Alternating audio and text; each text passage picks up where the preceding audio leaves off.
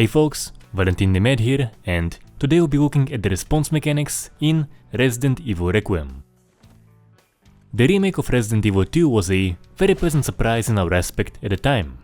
It delivered good response overall, and a multiplayer system for wounds which wasn't common back then pretty much at all. The sequels didn't improve on the gore, but this one did get my attention. The multiplayer damage made a comeback, and the blood spilling looked quite juicy. So let's dive into it and see what we have.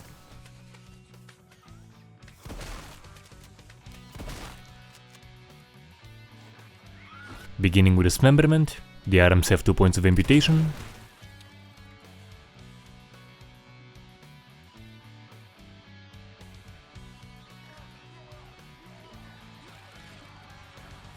Legs have 1.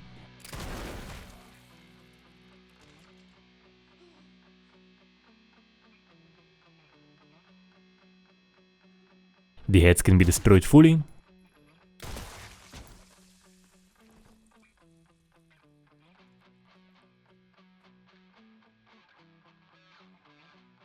Or partially.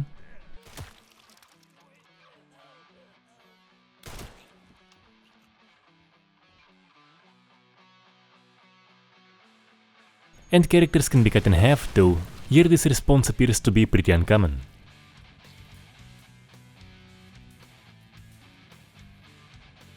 The looks are quite nice.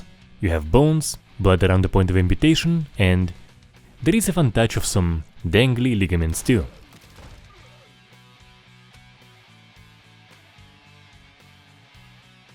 Speaking of dangly stuff, they are a very nice touch in some of the head variations. The dangling eye, the jaw, it will really spice those up.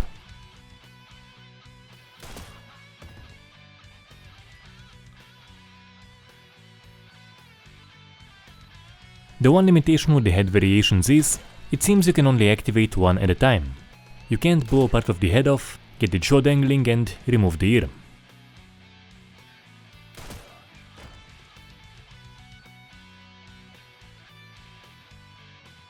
As for the latter, unlike the RE2 remake, here it is a variation and it doesn't happen dynamically. Now to the wounds. As I mentioned, we have a return of the multiplayer damage.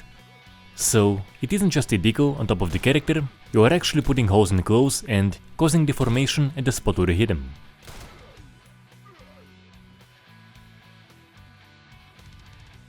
You have multiple layers of clothes, a skin layer, and the bottom layer of meat and bones. The technique here used for this effect is essentially damage painting.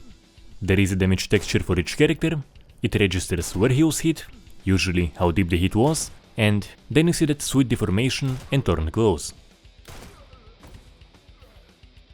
And so you can get pretty cool results.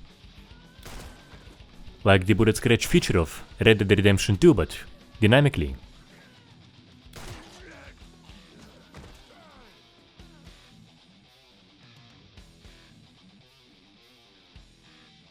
Things like chainsaws can show more accurate damage too.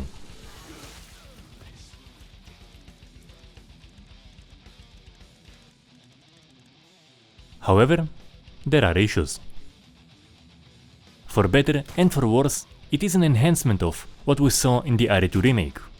On the better part, the looks are gonna be much nicer and you now have appropriate blood splatter on clothes and on skin. No flesh overlay on jackets. But there is the worse side too. The RE2 remake had some activation oddities and in this one they appear to be more common, hence also enhanced. Which of the layers can be reached on any given shot is going to greatly vary.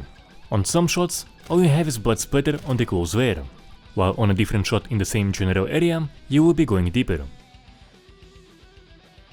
A shotgun blast from point blank may only reach the skin layer. The Requiem gun appears to activate only Dismemberment and blood splatter, and so on.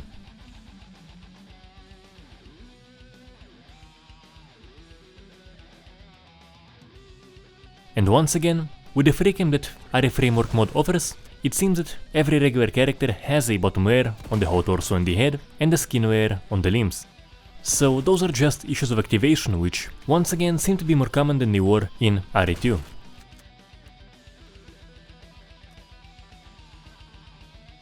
As for the burning, here is the response.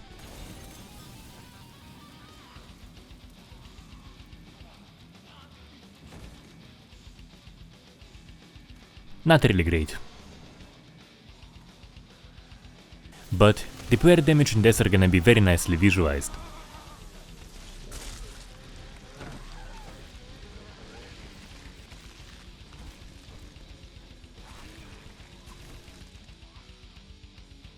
A way to support the channel is the Bielakonienka artwork store. My mom is the artist, I'm handling the fulfillment, and the featured painting today is Cat on the Coffee Table. We love heart-melting cute cats, we love coffee, and especially a combination of both. So getting a print or a mug is a way to support this channel and get something directly from me. We also have cool cars, motorcycles, and a lot more. The links are in the description and the pinned comment. As for the blood spilling, you'll be seeing respawn stains on impacts,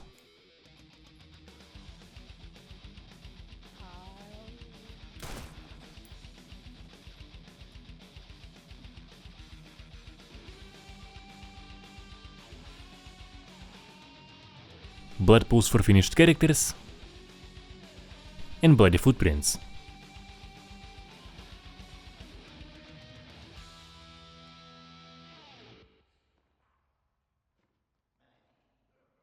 On the final hit there will be some meat chunks spawned. Initially I thought they were spawned for headshots or dismemberment, but they seem to happen on every kill.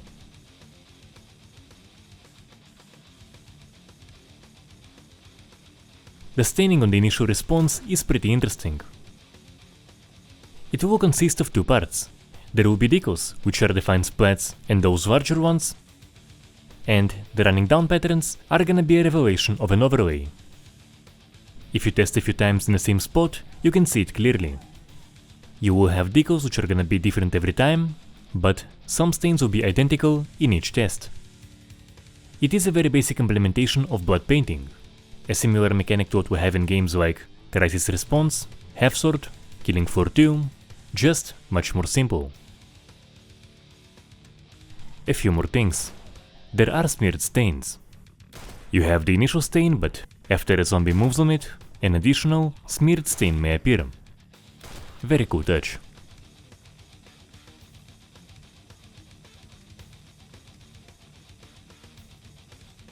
The blood spilling on dismembering hits is absolutely excessive. I think even for a game like this where a cannon should have more mass, it is way too much.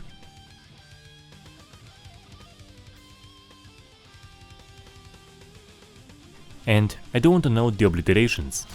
There you actually do want stain spam and you will have a fair bit of it. Not the Johnny Depp scene in Nightmare on Elm Street, but overall, not bad.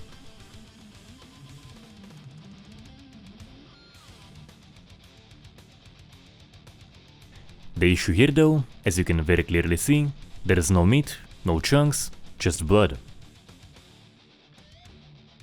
As you can see if you kill the baby, there actually are some spawned, but they just go right through the ground.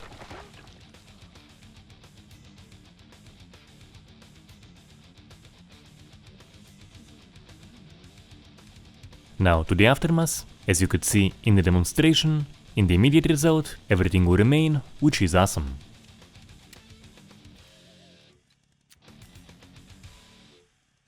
Now when you are playing as Grace and you're running around, I've seen wounds, severed limbs and footprints vanish, I think when you walk away a certain distance. The rest, which is blood decals, the painted stuff and blood pools, and of course the character too, will remain. As for the animations, this is where we have the big downgrade. The response is gonna be very basic. Animations on impact, death animations, injured state for the player,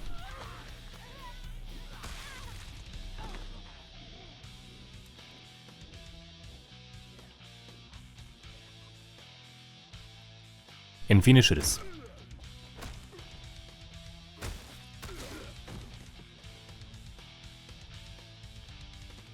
The feature of surviving limb dismemberment is no longer there. You only have a temporary stun on any shot. If you watch the Gore review of the RE2 remake, you can see how detailed that feature was and the kind of difference it makes.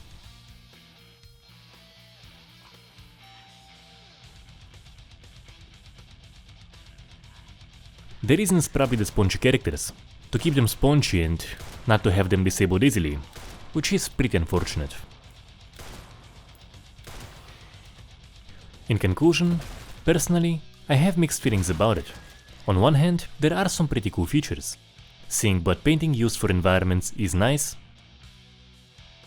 The multilayer damage, when it works right, it looks really good, but that's one of the issues.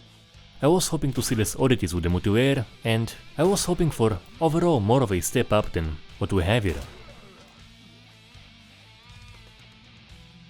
But there is attention put into every single aspect, the response ranges from basic to, at times, really cool, so I do give it the thumbs up.